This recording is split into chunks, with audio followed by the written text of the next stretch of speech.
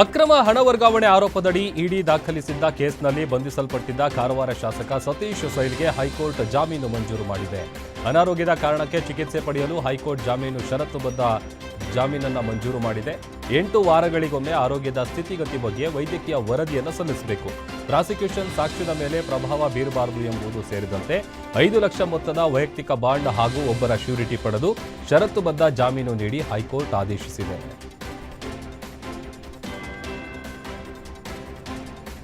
ರಾಜ್ಯದಲ್ಲಿ ಮುಖ್ಯಮಂತ್ರಿ ಬದಲಾವಣೆ ಗೊಂದಲ ವಿಚಾರದ ಕುರಿತು ದಾವಣಗೆರೆಯಲ್ಲಿ ಚನ್ನಗಿರಿ ಶಾಸಕ ಶಿವಗಂಗಾ ಬಸವರಾಜ್ ಮಾತನಾಡಿದ್ದಾರೆ. ಸಿಎಂ ಬದಲಾವಣೆ ವಿಚಾರ ಒಪ್ಪಂದ ಆಗಿದೆಯೋ ಇಲ್ವೋ, ಆಗಿದ್ರೆ ಆಗಿದೆ ಅಂತ ಹೇಳಿ, ಆಗಿಲ್ಲ ಅಂದ್ರೆ ಆಗಿಲ್ಲ ಅಂತ ಹೇಳಿ. ಸಿದ್ದರಾಮಯ್ಯ ಅವರೇ ಮುಂದುವರಿತಾರೆ ಅನ್ನೋದಾದ್ರೆ ನಾನು ಸ್ವಾಗತ ಮಾಡ್ತೀನಿ. ನಾನು ಡಿಕೆ ಶಿವಕುಮಾರ್ ಹೆಸರಲ್ಲಿ ಪ್ರಮಾಣ ವಚನ ತೆಗೆದುಕೊಂಡವನು. ಅವರು ಸಿಎಂ ಆಗಲಿ ಅನ್ನೋ ಆಸೆ ನನಗೂ ಇದೆ. ಸದ್ಯದಲ್ಲೇ ಡಿಸಿಎಂ ಡಿಕೆ ಶಿವಕುಮಾರ್ ಅವರನ್ನ ಹೈಕಮಾಂಡ್ ದೆಹಲಿಗೆ ಕರೆಸಿಕೊಳ್ಳುವ ಸಾಧ್ಯತೆ ಇದೆ. ಆದಷ್ಟು ಬೇಗ ಹೈಕಮಾಂಡ್ ಈ ಗೊಂದಲ ಬಗೆಹರಿಸಬೇಕು ಅಂತ ಮನವಿ ಮಾಡಿದ್ದಾರೆ. ನಮ್ಮನ್ನೇನು ಕರೆದಿಲ್ಲ, ಮುಖ್ಯಮಂತ್ರಿ ಉಪಮುಖ್ಯಮಂತ್ರಿಗಳು ಕರೀತಾರೆ ಅಂತ ಹೇಳಿದ್ರು. ಸೆಕೆಂಡಿಗೆ ಅಂತ ಹೇಳಿದ್ರು. ಸದನ ಮುಂದುವರೆದ್ರಿಂದ ಮತ್ತೊಮ್ಮೆ ಡೇಟ್ ಕರಿಬಹುದು ಅನ್ನೋದು ಕಾಯ್ತಾ ಇದೆ. ಡೇಟ್ ಇನ್ನು ಫಿಕ್ಸ್ ಆಗಿರಕ್ಕ ಯಾವ ಕಾರಣಕ್ಕೆ ಗೊತ್ತಿಲ್ಲ, ಯಾವ ವಿಷಯ ಗೊತ್ತಿಲ್ಲ. ನಿಮ್ಮಲ್ಲಿ ಏನು ಮುಖ್ಯಮಂತ್ರಿ ಗೊಂದಲ ಇತ್ತು, ನಾವೇನು ಮಾಧ್ಯಮದಲ್ಲಿ ನಿಮಗೆಲ್ಲ ಹೇಳಿಕೆ ಕೊಡ್ತಾ ಇದ್ವಿ. ಆ ಒಂದು ಹೇಳಿಕೆ ಕೊಡ್ತಾ ಇದ್ವಲ್ಲ, ಅದಕ್ಕೊಂದು ಇತ್ಯರ್ಥ ಆಡಬೇಕು ಹೈಕಮಾಂಡ್ ಅಂತ ನಾವೇನು ಪದೇ ಪದೇ ಹೇಳ್ತಾ ಇದ್ವಲ್ಲ, ಆ ವಿಷಯವಾಗಿ ಇರ್ಬೋದು ಅಂತ ನಮ್ಮ ಒಂದು ಅನಿಸಿಕೆ. ಅದು ಹೋದ್ಮೇಲೆ ಗೊತ್ತಾಗ್ತದೆ ಯಾವ ವಿಷಯ. ನಮ್ಮನ್ನೇನು ಕರೆದಿಲ್ಲ, ಮುಖ್ಯಮಂತ್ರಿ ಉಪಮುಖ್ಯಮಂತ್ರಿಗಳು ಕರೀತಾರೆ ಅಂತ ಹೇಳಿದ್ರು. ಸೆಕೆಂಡಿಗೆ ಅಂತ ಹೇಳಿದ್ರು. ಸದನ ಮುಂದುವರೆದ್ರಿಂದ ಮತ್ತೊಮ್ಮೆ ಡೇಟ್ ಕರಿಬಹುದು ಅನ್ನೋದು ಕಾಯ್ತಾ ಇದೆ. ಡೇಟ್ ಇನ್ನು ಫಿಕ್ಸ್ ಆಗಿರಕ್ಕ ಯಾವ ಕಾರಣಕ್ಕೆ ಗೊತ್ತಿಲ್ಲ, ಯಾವ ವಿಷಯ ಗೊತ್ತಿಲ್ಲ. ನಿಮ್ಮಲ್ಲಿ ಏನು ಮುಖ್ಯಮಂತ್ರಿ ಗೊಂದಲ ಇತ್ತು, ನಾವೇನು ಮಾಧ್ಯಮದಲ್ಲಿ ನಿಮಗೆಲ್ಲ ಹೇಳಿಕೆ ಕೊಡ್ತಾ ಇದ್ವಿ. ಆ ಒಂದು ಹೇಳಿಕೆ. ವಿಧಾನಸಭೆಯಲ್ಲಿ ಶಾಸಕ ಶಿವಲಿಂಗೇಗೌಡ ವೈಯಕ್ತಿಕ ನಿಂದನೆ ಮಾಡಿದ ವಿಚಾರಕ್ಕೆ ಸಂಬಂಧಪಟ್ಟಂತೆ ಚಿಕ್ಕಬಳ್ಳಾಪುರದಲ್ಲಿ ಶಾಸಕ ಎಸ್ಆರ್ ವಿಶ್ವನಾಥ್ ಕಿಡಿಕಾರಿದ್ದಾರೆ. ಶಿವಲಿಂಗೇಗೌಡ ಮಾನಸಿಕ ಸ್ಥಿಮಿತ ಕಳೆದುಕೊಂಡಿದ್ದು ಮಂತ್ರಿಯಾಗಬೇಕು ಎನ್ನುವ ಕಾರಣಕ್ಕೆ ಆರ್ಎಸ್ಎಸ್ನ ಬೈತಾರೆ. ಆರ್ಎಸ್ಎಸ್ ಬಯೋದ್ರಿಂದ ಪ್ರಿಯಾಂಕ್ ಖರ್ಗೆ ಡಿಸಿಎಂ ಆಗ್ತಾರೆ ಅಂದ್ಕೊಂಡಿದ್ದಾರೆ. ನಾವು ಸದನದಲ್ಲಿದ್ದಾಗ ನಮಗೆ ಏನೂ ಕೇಳಿಸ್ಲಿಲ್ಲ, ಕೇಳಿಸಿದ್ರೆ ಅದರ ಕತೆ ಬೇರೆ ಇರ್ತಾ ಇತ್ತು. ಸೋಷಿಯಲ್ ಮೀಡಿಯಾದಲ್ಲಿ ಶಿವಲಿಂಗೇಗೌಡರಿಗೆ ಛೀಮಾರಿ ಹಾಕ್ತಿದ್ದಾರೆ. ಮುಂದಿನ ದಿನಗಳಲ್ಲಿ ಶಿವಲಿಂಗೇಗೌಡರು ಅದರ ಪರಿಣಾಮ ಎದುರಿಸಲಿದ್ದಾರೆ ಅಂತ ಹೇಳಿದ್ದಾರೆ. ಮಾನಸಿಕವಾದಂಥ ಸೀಮಿತವನ್ನು ಶಿವಲಿಂಗೇಗೌಡರು ಕಳ್ಕೊಂಡಿದ್ರು ಅಂತ ಅನಿಸ್ತದೆ ನಮಗೆ. ಯಾಕಂದರೆ ನಾವು ಬಾವಿಯಲ್ಲಿ ಇದ್ದಿದ್ದರಿಂದ ಆ ಸಂದರ್ಭದಲ್ಲಿ ಅವ್ರು ಏನು ಬೈದ್ರು ನಮಗೂ ಗೊತ್ತಾಗಲಿಲ್ಲ. ಹೊರಗಡೆ ಹೋಗಿ ಮಾಧ್ಯಮಗಳಲ್ಲಿ ನೋಡಿದ್ಮೇಲೆ ಗೊತ್ತಾಗಿರ್ತಕ್ಕಂಥದ್ದು. ಅದಾದಮೇಲೆ ಮಧ್ಯಾಹ್ನ ಮೇಲೆ ನಾವು ಕೂಡ ಸಾಕಷ್ಟು ಗಲಾಟೆಗಳನ್ನು ಕೂಡ ನಾವು ಮಾಡಿದ್ದೀವಿ. ಸೊ ಅವ್ರಿಗೇನು ಅಂದರೆ ಮಂತ್ರಿ ಆಗ್ಬೇಕು ಅರ್ಜೆಂಟು. RSSನ ಬೈದರೆ ಮಂತ್ರಿ ಮಾಡ್ತಾರೆ ಅಂತೇಳಿ ಅವ್ರ ತಲೆಯಲ್ಲೈತೆ. ಪ್ರಿಯಾಂಕಾ ಖರ್ಗೆ ಅವರು ಅದೇನೆ, RSSನ ಬೈದು ಅವ್ರು ಉಪಮುಖ್ಯಮಂತ್ರಿ ಆಗಬೇಕು. ಸಿದ್ದರಾಮಯ್ಯ RSSನ ಬೈದು ಮುಖ್ಯಮಂತ್ರಿ ಕಂಟಿನ್ಯೂ ಆಗಬೇಕು. ಸೊ ಈ ಥರದವರ ತಲೆಯಲ್ಲಿ ಬಂದಿರತಕ್ಕಂಥದ್ದು, ಇದನ್ನು ನಾವು ಸಹಿಸೋಕ್ಕಾಗೋದಿಲ್ಲ. ಮಾನಸಿಕವಾದಂಥ ಸೀಮಿತ. ಮಾಲೂರು ಶಾಸಕ KY ನಂಜೇಗೌಡಗೆ ಸುಪ್ರೀಂ ಕೋರ್ಟ್ ಗುಡ್ ನ್ಯೂಸ್ ಕೊಟ್ಟಿದೆ. ಮತ ಎಣಿಕೆಯಲ್ಲಿ ಲೋಪವಾಗಿದೆ ಎಂದು ಕೋರ್ಟ್ ಮೆಟ್ಟಿಲೇರಿದ ಬಿಜೆಪಿ ಅಭ್ಯರ್ಥಿ ಮಂಜುನಾಥ ಗೌಡಗೆ ಮುಖಭಂಗ ಆಗಿದೆ. ಸುಪ್ರೀಂ ಆದೇಶದ ಮೇರೆಗೆ ಮರು ಮತದಾನ ನಡೆದಿದ್ದು ಈ ವೇಳೆಯೂ ನಂಜೇಗೌಡರೇ ಗೆಲುವು ಸಾಧಿಸಿದ್ದಾರೆ. 2023ರಲ್ಲಿ ಬಿಜೆಪಿ ಅಭ್ಯರ್ಥಿ ವಿರುದ್ಧ ನಂಜೇಗೌಡ ಕೇವಲ 248 ಮತಗಳ ಅಂತರದಲ್ಲಿ ಗೆಲುವು ಸಾಧಿಸಿದ್ರು. ಈ ವೇಳೆ ಲೋಪ ಆಗಿದೆ ಅಂತ ಬಿಜೆಪಿ ಅಭ್ಯರ್ಥಿ ಆರೋಪ ಮಾಡಿದ್ರು. ಆದ್ದರಿಂದ ಚುನಾವಣಾ ಆಯೋಗ ರೀಕೌಂಟಿಂಗ್ ನಡೆಸಿ ಬಳಿಕ ಫಲಿತಾಂಶವನ್ನ ಮುಚ್ಚಿದ ಲಕೋಟೆಯಲ್ಲಿ ಸುಪ್ರೀಂಗೆ ಸಲ್ಲಿಸಿತ್ತು.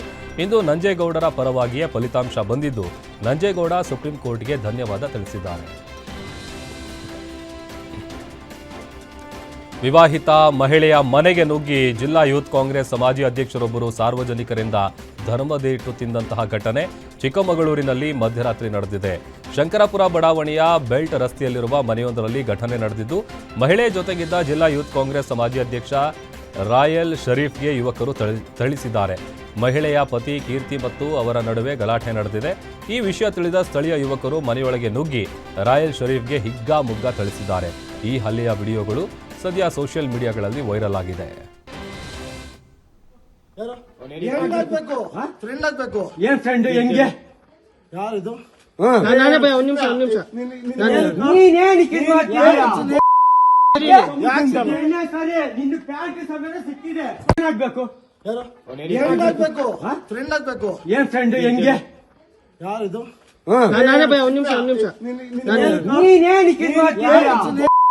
ನಿನ್ನ ಪ್ಯಾಂಟ್ ಸಮೇತ ಸಿಕ್ಕಿದೆ. ಏನ್ ಫ್ರೆಂಡ್ ಹೆಂಗೆ ಯಾರಿದು?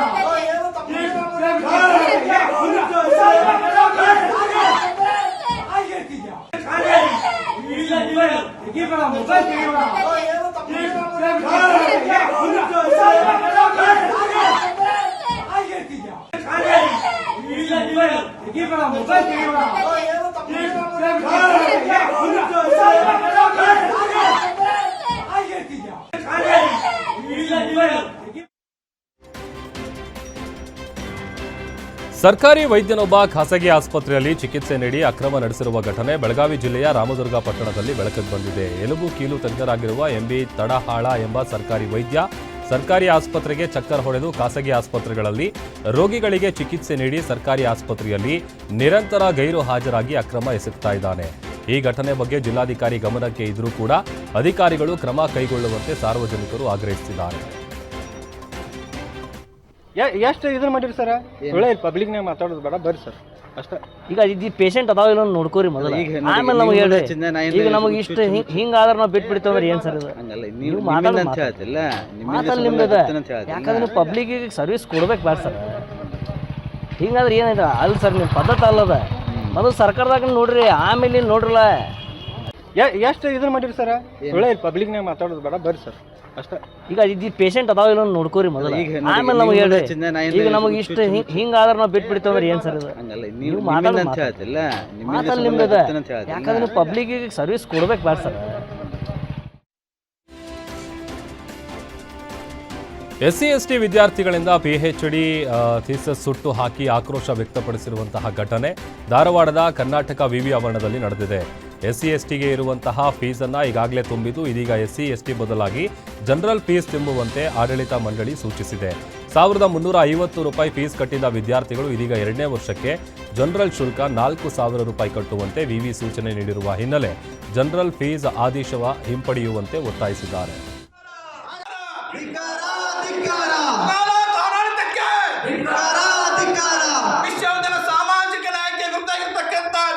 ಬಾಬಾ ಸಾಹೇಬ್ ಅಂಬೇಡ್ಕರ್ ಅವರು ಈ ವ್ಯವಸ್ಥೆಯ ವಿರುದ್ಧ ಅತ್ಯಂತ ಮನನೊಂದು ಇಡೀ ಜೀವನದಕ್ಕೂ ಅಸ್ಪೃಶ್ಯತೆ, ನೋವು ಅಭ್ಯಾಸ ಮಾಡಿದ್ರು ಕೂಡ ಹೆಚ್ಚಿನ ಫೀ ಸಲುವಾಗಿ ಒಬ್ಬ SC ST ಅವರು ಜನರಲ್ ಫೀ ಕಟ್ಟಬೇಕಂತ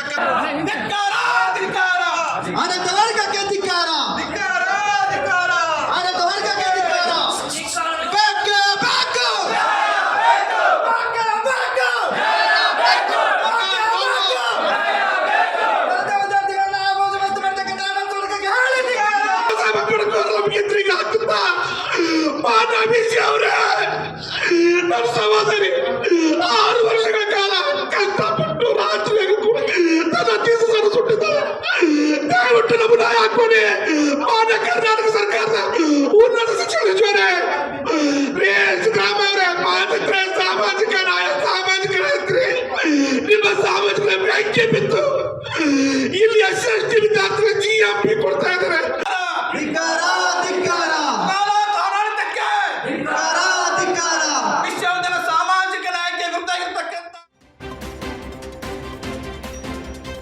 ಅಬಕಾರಿ ಸಚಿವರ ವಿರುದ್ಧ ಶಿವಮೊಗ್ಗ ಜಿಲ್ಲಾ ಬಿಜೆಪಿಯಿಂದ ಪ್ರತಿಭಟನೆ ನಡೆಸಿದರು. ಅಬಕಾರಿ ಇಲಾಖೆಯಲ್ಲಿ ಭ್ರಷ್ಟಾಚಾರ ಮಿತಿ ಮೀರಿದೆ. ಅಬಕಾರಿ ಸಚಿವ ತಿಮ್ಮಾಪುರ್ ಭ್ರಷ್ಟಾಚಾರ ಮಾಡ್ತಾ ಇದ್ದಾರೆ. ಕಾಂಗ್ರೆಸ್ ಹೆಸರಿಗೆ ತಕ್ಕಂತೆ ನಡೆದುಕೊಳ್ತಾ ಇದೆ. ಕಾಂಗ್ರೆಸ್ 3 Cಗಳಿಗೆ ಒತ್ತು ಕೊಡ್ತಾ ಇದೆ. ಕಲೆಕ್ಷನ್, ಕಮಿಷನ್ ಹಾಗೂ ಕರಪ್ಷನ್ಗೆ ಆದ್ಯತೆ ಕೊಟ್ಟಿದೆ. ಮೊನ್ನೆ ರೈಡ್ ಆದಾಗ ಮಂತ್ರಿಗಳಿಗೆ ಹಣ ಕೊಡಬೇಕು ಅಂತ ಅಧಿಕಾರಿಯೇ ಎಲ್ಲವನ್ನ ಹೇಳಿದ್ದಾರೆ. ಏರಿಯಾವಾರು ಅಮೌಂಟ್ ಫಿಕ್ಸ್ ಮಾಡಿ ಭ್ರಷ್ಟಾಚಾರ ನಡೆಸಿದ್ದಾರೆ ಅಂತ ಪ್ರತಿಭಟನೆಯಲ್ಲಿ MLC ಡಾಕ್ಟರ್ ಧನಂಜಯ್ ಸರ್ಜಿ ಕಿಡಿಕಾರಿದ್ದಾರೆ.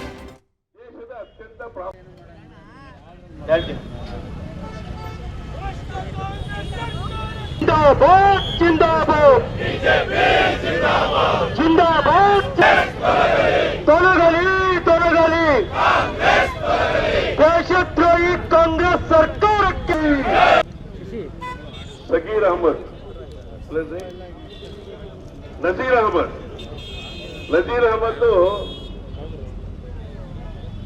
ಈ ದೇಶದ ಅತ್ಯಂತ ಪ್ರಾಮಾಣಿಕ ದೇಶಭಕ್ತ.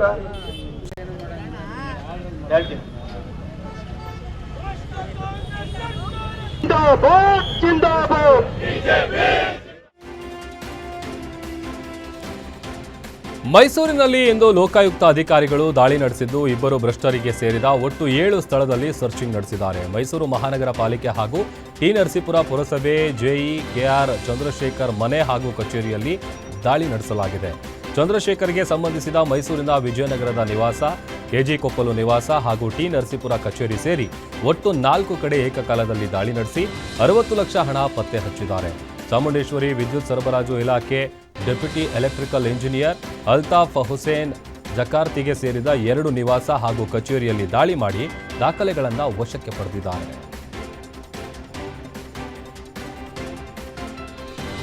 ಬೀದರ್ ಜಿಲ್ಲೆಯಲ್ಲಿ ಮೊಳಕೇರ ಸ್ಫೋಟ ಮಾಸುವ ಮುನ್ನವೇ ಮತ್ತೊಂದು ಅವಘಡ ಸಂಭವಿಸಿದೆ.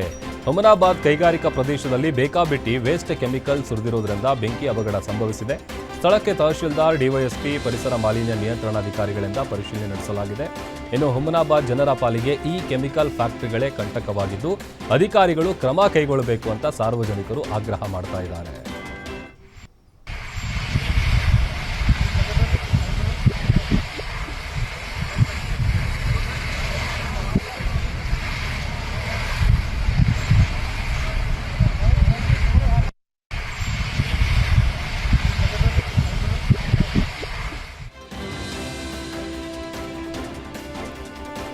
ಚಿಕ್ಕಬಳ್ಳಾಪುರದಲ್ಲಿ ದಿನದಿಂದ ದಿನಕ್ಕೆ ಪುಂಡರ ಅಟ್ಟಹಾಸ ಹೆಚ್ಚಾಗುತ್ತಲೇ ಇದೆ. ನಡುರಾತ್ರಿಯಲ್ಲಿ ಕಿಡಿಗೇಡಿಗಳ ಗುಂಪೊಂದು ಜಿಲ್ಲಾಸ್ಪತ್ರೆಯ ಮೇಲೆ ಕಲ್ಲು ತೂರಾಟ ನಡೆಸಿದ್ದಾರೆ. ಪುಂಡರು ಪಾರಿವಾಳ ಕಳ್ಳತನಕ್ಕೆ ಬಂದಿದ್ದ ಜಾಗಕ್ಕೆ ಮತ್ತೆ ಟಾರ್ಗೆಟ್ ಮಾಡಿದ್ದು ಅನ್ಯ ಕೋಮಿನ ಯುವಕರಿಂದ ಕೃತ್ಯ ನಡೆದಿರುವಂತ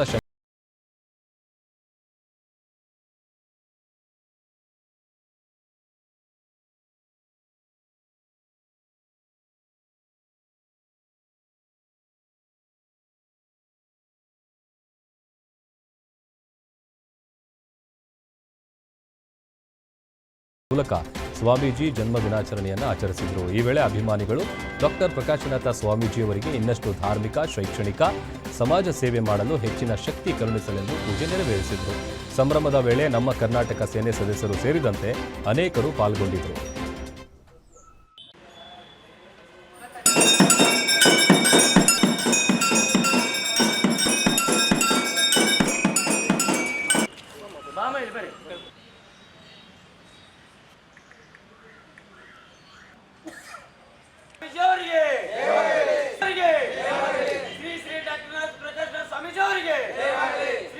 ಸ್ವಾಮೀಜಿ ಬರ್ತ್ಡೇ ಜನ್ಮದಿನ ಆಚರಣೆ ಮಾಡೋ ಎಜುಕೇಶನ್ ಕೂಡ ಕೆಲಸ ಮಾಡ್ತಿದ್ರೆ ಅವರಿಗೆ ಭಗವಂತನ ಹೆಚ್ಚಿನ ಶಕ್ತಿ ಕೊಡಲಿ ಎಂದು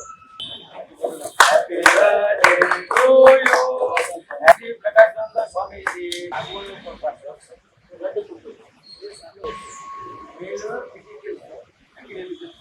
ಏನಾಗಲ್ಲ.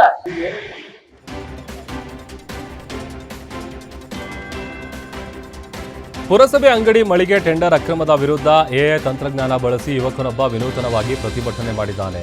ತುಮಕೂರು ಜಿಲ್ಲೆ ಮಧುಗಿರಿ ಪುರಸಭೆ ಅಂಗಡಿ ಮಳಿಗೆ ಹರಾಜಿನಲ್ಲಿ ಗೊಂದಲ ಸೃಷ್ಟಿಸಿ ಸಾರ್ವಜನಿಕರಿಗೆ ವಂಚನೆಯಾಗಿದೆ ಎನ್ನಲಾಗಿತ್ತು.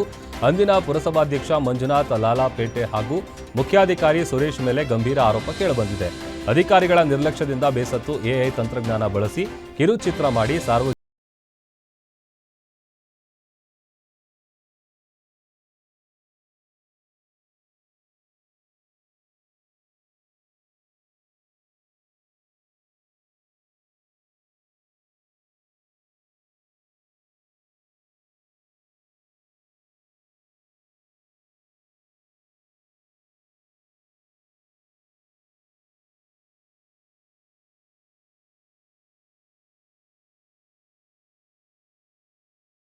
ಸಂಘದ ಈ ಕಾರ್ಯಕ್ಕೆ ಸ್ಥಳೀಯರು ಮೆಚ್ಚುಗೆ ವ್ಯಕ್ತಪಡಿಸಿದ್ದಾರೆ.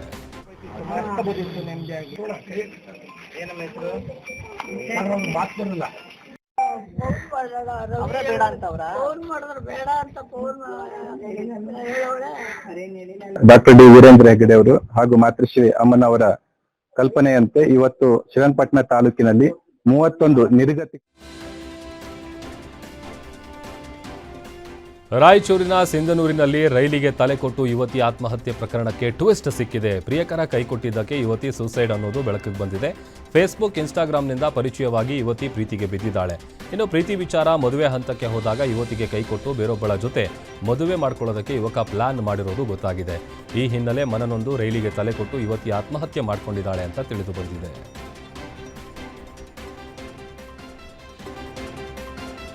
ಬೀದರ್ ಜಿಲ್ಲೆಯ ಹುಮನಾಬಾದ್ ತಾಲೂಕಿನ ಡಾಕುಳಗಿ ಗ್ರಾಮದಲ್ಲಿ ಭೂಕಂಪನದ ಅನುಭವ ಆಗಿದೆ. ರಾತ್ರಿ 9 ಗಂಟೆ ಸುಮಾರಿಗೆ ಭೂಕಂಪನದ ಅನುಭವ ಆಗಿದೆ.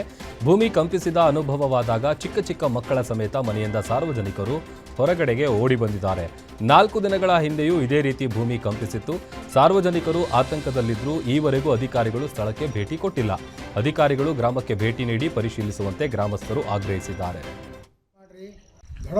ಮೊದಲ ಸಪ್ಪಳಾಯಿತು, ಆದ ನಂತರ ಸ್ವಲ್ಪ ಮನೆ ಅಳಗಾಡ್ತು, ತಗಡ ಎಲ್ಲ ಧುಣು ಸಪ್ಪಳ ಬಂತು. ಮತ್ತೇನದ, ನೀವು ಯಾರ ಬಂದಿಲ್ಲಿ ಚೆಕ್ ಮಾಡಿರಿ, ಮಕ್ಕಳೆಲ್ಲ ಹೊರ ರೋಡಿನ ಮೇಲೆ ಬಂದು ಕೂಡ್ಲತ್ತವ, ಮಕ್ಕಳತ್ತ ಇಲ್ಲ, ಅಂಜಿಕೆ ಆಗ್ತಾವ ಮಕ್ಕಳಿಗೆ. ಧಡಮ್ ಮೊದಲ ಸಪ್ಪಳಾಯಿತು, ಆದ ನಂತರ ಸ್ವಲ್ಪ ಮನೆ ಅಳಗಾಡ್ತು, ತಗಡ ಎಲ್ಲ ಧುಣು ಸಪ್ಪಳ ಬಂತು. ಮತ್ತೇನದ, ನೀವು ಯಾರ ಬಂದಿಲ್ಲಿ ಚೆಕ್ ಮಾಡಿರಿ, ಮಕ್ಕಳೆಲ್ಲ ಹೊರ ರೋಡಿನ ಮೇಲೆ ಬಂದು ಕೂಡ್ಲತ್ತವ. ಭೂಕಂಪಿನ ಶಬ್ದ ಆಗಿ ಎಲ್ಲ ಜನ ಭಯಭೀತರಾಗಿ ಎಲ್ಲ ಮಕ್ಕಳು ಎಲ್ಲ ರೋಡ್ ಮೇಲೆ ಬಂದು ಕುಂತಿದ್ದಾರೆ. ದಯಮಾಡಿ ಈ ಡಿಪಾರ್ಟ್ಮೆಂಟ್ ಆಫೀಸರ್ಗಳು ಆಗಲಿ, ಇವು ರಾಜಕೀಯ ನಮ್ಮ ಎಲೆಕ್ಟೆಡ್ ವ್ಯಕ್ತಿಗಳಾಗಲಿ ಎಲ್ಲರೂ ಸ್ವಲ್ಪ ಗಮನ ಹರಿಸಬೇಕಂತ ತಮ್ಮಲ್ಲಿ ಕಳಕಳಿ ವಿನಂತಿ. ಅದೇ ರೀತಿಯಾಗಿ ಒಂದು 3-4 ದಿವಸವೂ ಕೂಡ ಒಂದು 2-3 ಸರ್ತಿನೂ ಈ ಥರ ಶಬ್ದ ಆಗಿದೆ. ಸ್ವಲ್ಪ ದಯಮಾಡಿ ಇದು ಕಾರಂಜ ನಿರಸ್ತರ ಜನರು ಆಲ್ಮೋಸ್ಟ್ ಇದ್ದಾರೆ. ಅವರು ಸಾರ್ವಜನಿಕವಾಗಿ ಮಚ್ಚು ಹಿಡಿದು ರೀಲ್ಸ್ ಮಾಡಿ ಜೈಲಿಗೆ ಹೋಗಿ ಬಂದಿದ್ದ ಬಿಗ್ ಬಾಸ್ ಸ್ಪರ್ಧಿ ರಜತ್ ಈಗ ಮತ್ತೆ ವಿವಾದಕ್ಕೆ ಸಿಲುಕಿದ್ದಾರೆ. ಮೈಸೂರಿನ ಪಾರಂಪರಿಕ ಕಟ್ಟಡವಾದ ಹಳೆ ಜಿಲ್ಲಾಧಿಕಾರಿ ಕಚೇರಿ ಬಳಿ ಸಿಗರೇಟ್ ಸೇದುತ್ತಾ ನಡೆಸಿದ ಫೋಟೋಶೂಟ್ಗೆ ಸಾಮಾಜಿಕ ಜಾಲತಾಣದಲ್ಲಿ ವ್ಯಾಪಕ ಆಕ್ರೋಶ ವ್ಯಕ್ತವಾಗಿದೆ. ರಜತ್ ವಿರುದ್ಧ ಕರ್ನಾಟಕ ಸೇನಾಪಡೆ ಸಂಘಟನೆಯಿಂದ ಸಮಾಜಕ್ಕೆ ಕೆಟ್ಟ ಸಂದೇಶ ಸಾರಿರುವ ರಜತ್ ವಿರುದ್ಧ ಕಾನೂನು ಕ್ರಮ ಕೈಗೊಳ್ಳುವಂತೆ ಮೈಸೂರಿನ ಲಕ್ಷ್ಮೀಪುರಂ ಪೊಲೀಸ್ ಠಾಣೆಯಲ್ಲಿ ದೂರು ದಾಖಲು ಮಾಡಲಾಗಿದೆ. ಎಲ್ಲರ ಗಮನ ನನ್ನ ಕಡೆ ಇದೆ ಅಂತ ಗೊತ್ತಿಲ್ಲ, ಹಾಗೆ ಗಮನ ಇಟ್ಕೊಳ್ಳಿ. ಒಂದು ಕತೆ ಹೇಳ್ತೀನಿ.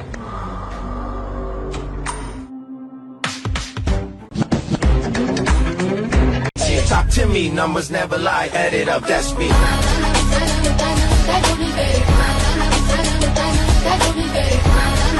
Talk to me, numbers never lie, add it up, that's me. ಸಾಂಸ್ಕೃತಿಕ ನಗರಿ ಮೈಸೂರಿನಲ್ಲಿ ಎಂಡಿಎಂಎ ಮಾದಕ ಡ್ರಗ್ಸ್ ಪತ್ತೆಯಾಗಿದೆ. ಖಚಿತ ಮಾಹಿತಿ ಮೇರೆಗೆ ಸಿಸಿಬಿ ಪೊಲೀಸರು ದಾಳಿ ನಡೆಸಿ ಉದಯಗಿರಿ ಠಾಣಾ ವ್ಯಾಪ್ತಿಯ ಮೂನ್ ಬಗ್ಸ್ ಕೆಫೆ ಬಳಿ ರೇಡ್ ಮಾಡಿದ್ದಾರೆ.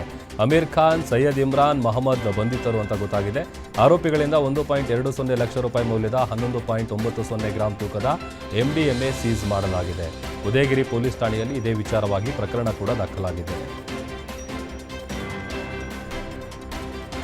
ಸಿಲಿಕಾನ್ ಸಿಟಿ ಬೆಂಗಳೂರಲ್ಲಿ ದಿನದಿಂದ ದಿನಕ್ಕೆ ರೋಡ್ ರೇಜ್ ಪ್ರಕರಣಗಳು ಮುಂದುವರಿಯುತ್ತಲೇ ಇದೆ. ನೆಲಮಂಗಲದ ತುಮಕೂರು ರಸ್ತೆ ಹೆದ್ದಾರಿಯಲ್ಲಿ ಕಾರನ್ನು ಅಡ್ಡಗಟ್ಟಿ ಕೆಳಗಿಳಿಯುವಂತೆ ಬೈಕ್ ಸವಾರ ದುರ್ವರ್ತನೆ ತೋರಿದ್ದಾನೆ.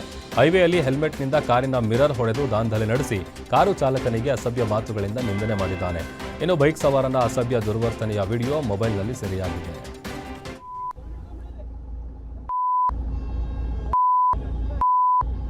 ಮಾಡು ಏನ್ ಮಾಡ್ತೀರಿ ಮಾಡು.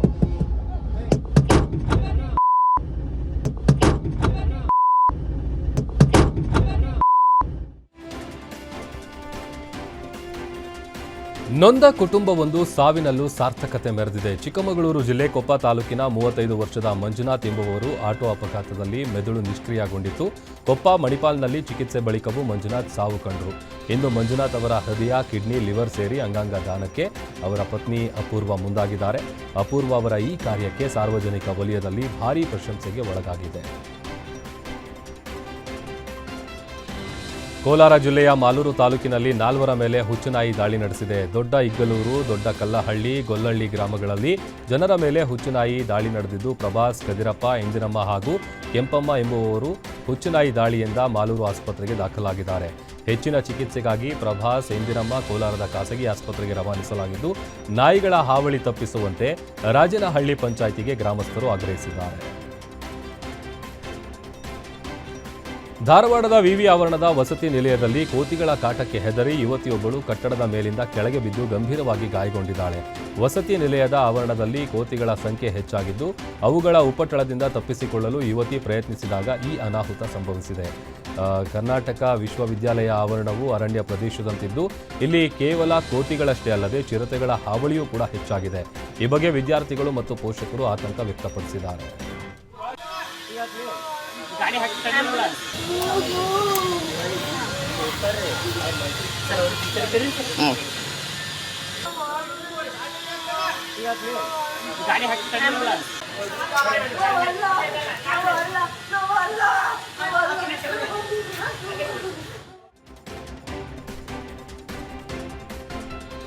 ಅಬುಧಾಬಿಯ ಪ್ರತಿಷ್ಠಿತ ಬಿಗ್ ಟಿಕೆಟ್ ಲಾಟರಿಯಲ್ಲಿ ಉಡುಪಿ ಮೂಲದ ಯುವಕನೊಬ್ಬ 20 ಮಿಲಿಯನ್ ದಿರ್ಹಂ ಅಂದರೆ ಅಂದಾಜು 49 ಕೋಟಿ ರೂಪಾಯಿ ಬಹುಮಾನ ಪಡೆದಿದ್ದಾನೆ. ಉಡುಪಿ ಜಿಲ್ಲೆಯ ಉದ್ಯಾವರದ 33 ವರ್ಷದ ಶಂತನು ಶೆಟ್ಟಿಗಾರ್ ಬಂಪರ್ ಲಾಟರಿ ಗಳಿಸಿದ್ದಾರೆ. ಕಳೆದ 8 ವರ್ಷಗಳಿಂದ ಒಮನ್ ರಾಜಧಾನಿ ಮಸ್ಕತ್ನಲ್ಲಿ ಅಂಗಡಿ ವ್ಯಾಪಾರಸ್ಥಕ್ಕಾಗಿ ಕೆಲಸವನ್ನ ಮಾಡಿಕೊಂಡಿದ್ರು. ಈ ಟಿಕೆಟ್ ಅನ್ನು ಅವರು ತಮ್ಮ ಒಬ್ಬ ಸ್ನೇಹಿತನೊಂದಿಗೆ ಜಂಟಿಯಾಗಿ ಖರೀದಿಸಿದ್ದು ಬಹುಮಾನದ ಮೊತ್ತವನ್ನು ಇಬ್ಬರು ಹಂಚಿಕೊಳ್ಳಲಿದ್ದಾರೆ. ಶಂತನು ಅವರು ಕಳೆದ ಡಿಸೆಂಬರ್ 27ರಂದು ಹೆಣ್ಣು ಮಗುವಿಗೆ ತಂದೆಯಾಗಿದ್ದು ಮಗುವಿನ ಆಗಮನದ ಬೆನ್ನಲ್ಲೇ ಈ ಅದೃಷ್ಟ ಒಲಿದಿದೆ ಅಂತ ಹರ್ಷ ವ್ಯಕ್ತಪಡಿಸಿದ್ದಾರೆ.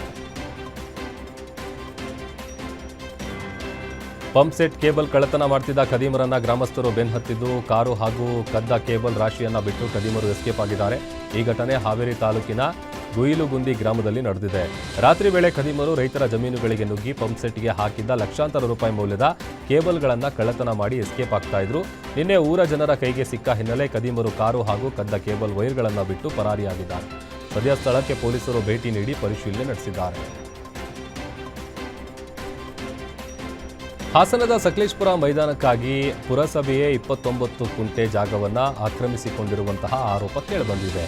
ಈ ಬಗ್ಗೆ ಕೋರ್ಟ್ ಮೆಟ್ಟಿಲೇರಿದ ವ್ಯಕ್ತಿಗೆ ಕೊನೆಗೂ ಜಯ ಸಿಕ್ಕಿದ್ದು ಸರ್ಕಾರ ಪರಿಹಾರ ನೀಡಿ ಜಾಗವನ್ನು ಕಳೆದುಕೊಂಡವರ ಹೆಸರಿಗೆ ಖಾತೆ ಮಾಡಿಕೊಡುವಂತೆ ಆದೇಶಿಸಿದೆ. ಆದರೂ ಕೂಡ ರೂಲ್ಸ್ ಫಾಲೋ ಮಾಡದ ಅಧಿಕಾರಿಗಳ ವಿರುದ್ಧ ಜಾಗದ ಮಾಲೀಕ ನಂಜುಂಡ ಶೆಟ್ಟಿ ಪುತ್ರ ಅಭಿಜ್ಞಾನ್ ಡಿಸಿ ಕಚೇರಿ ಮುಂದೆ ಪ್ರತಿಭಟನೆ ನಡೆಸಿ ಆಕ್ರೋಶ ಹೊರಹಾಕಿದ್ದಾರೆ. ಪುರಸಭೆ ಅಧಿಕಾರಿಗಳಿಂದ ಅನ್ಯಾಯ ಆಗಿದೆ, ನಮಗೆ ಬರಬೇಕಿದ್ದ ಜಾಗ ಪರಿಹಾರ ನೀಡದ ಅಧಿಕಾರಿಗಳ ವಿರುದ್ಧ ದಾಖಲೆಯೊಂದಿಗೆ ಆರೋಪಿಸಿದರು. ಪತ್ನಿಯ ಶೀಲ ಶಂಕಿಸಿ ಪತಿಯಿಂದ ಪತ್ನಿ ಕೊಲೆ ಮಾಡಿರುವ ಘಟನೆ ಚಿಕ್ಕಮಗಳೂರು ಜಿಲ್ಲೆಯ ಕಡೂರು ತಾಲೂಕಿನ ಬೀರೂರು ಪಟ್ಟಣದ ಕ್ಯಾಂಪ್ ಚೌಡೇಶ್ವರಿ ದೇಗುಲದ ಬಳಿ ನಡೆದಿದೆ. 33 ವರ್ಷದ ಮಮತಾ ಮೃತ ದುರ್ದೈವಿ. ಪತಿ ಪತ್ನಿ ಇಬ್ಬರು ಕೂಲಿ ಕೆಲಸ ಮಾಡಿಕೊಂಡು ಜೀವನ ನಡೆಸ್ತಾ ಇದ್ರು. ಆದರೆ ಪತಿ ರಂಗನಾಥ್ ಆತನಿಗೆ ಪತ್ನಿ ಮೇಲೆ ನಂಬಿಕೆ ಇರಲಿಲ್ಲ. ಇಬ್ಬರ ಮಧ್ಯೆ ಪ್ರತಿನಿತ್ಯ ಜಗಳ ನಡೀತಾ ಇತ್ತು. ನಿನ್ನೆ ಕೋಪಗೊಂಡ ಪತಿ ಪತ್ನಿಯ ವೇಲ್ನಿಂದ ಕುತ್ತಿಗೆ ಬಿಗಿದು ಕೊಲೆ ಮಾಡಿದ್ದಾನೆ.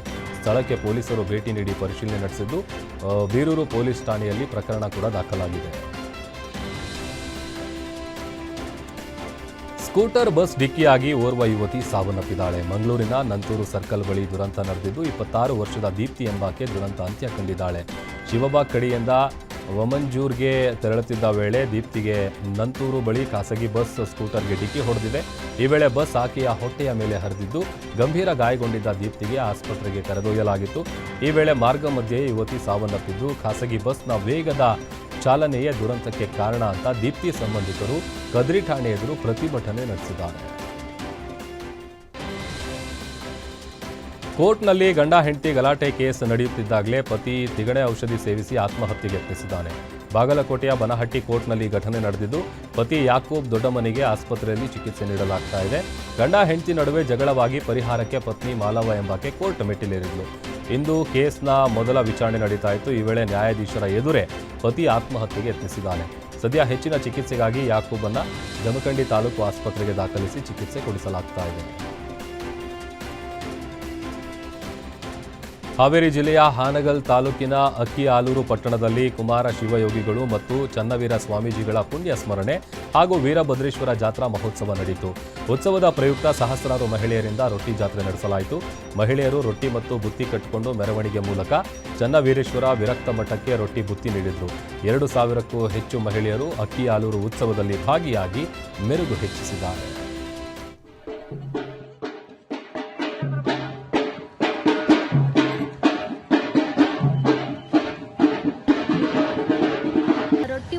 ಸಲುವಾಗಿ ರೊಟ್ಟಿ ತಗೊಂಡು ಮಠಕ್ಕೆ ಹೋಗಿ ಕೊಟ್ಟು ಅಲ್ಲಿ ಒಂದು ಎಲ್ಲ ಹೆಣ್ಮಕ್ಳು ಒಂದು ಒಳ್ಳೆ ಬಾಂಧವ್ಯ ಬೆಸಿತ್ತು.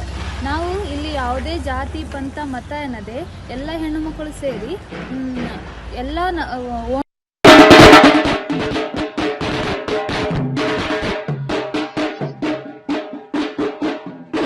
ಅಂತದ್ ಮತ್ತೆ ಅಜ್ಜಾರ್ ಏನಾದ್ರು ನೀವು ಪ್ರತಿ ಮನೆಯಿಂದ ನಿಮಗೆ ಮಾರ್ಕ್ ಸಿನಿಮಾ ಸಕ್ಸಸ್ ಆಗ್ತಿದ್ದಂತೆ ಕಿಚ್ಚ ಸುದೀಪ್ ಟೆಂಪಲ್ ರನ್ ಶುರು ಮಾಡಿದ್ದಾರೆ. ಇಂದು ಮೈಸೂರಿನ ಚಾಮುಂಡಿ ಬೆಟ್ಟಕ್ಕೆ ಭೇಟಿ ನೀಡಿದ ಸುದೀಪ್ ದೇವಿಯ ದರ್ಶನ ಪಡೆದು ವಿಶೇಷ ಪೂಜೆ ಸಲ್ಲಿಸಿದ್ರು. ಸುದೀಪ್ ದೇವಸ್ಥಾನಕ್ಕೆ ಆಗಮಿಸುತ್ತಿದ್ದಂತೆ ಅಭಿಮಾನಿಗಳು ಗುಂಪು ಗುಂಪಾಗಿ ಆಗಮಿಸಿದ್ರು. ಇದೇ ವೇಳೆ ಸೆಲ್ಫಿಗೆ ಫ್ಯಾನ್ಸ್ ಮುಗಿಬಿದ್ದಿದ್ದಾರೆ. ಈ ವೇಳೆ ಸುದೀಪ್ಗೆ ಪಾಲಿಕೆ ಸದಸ್ಯ ಲೋಕೇಶ್ ಪ್ರಿಯಾ ಸಾಥ್ ನೀಡಿದರು.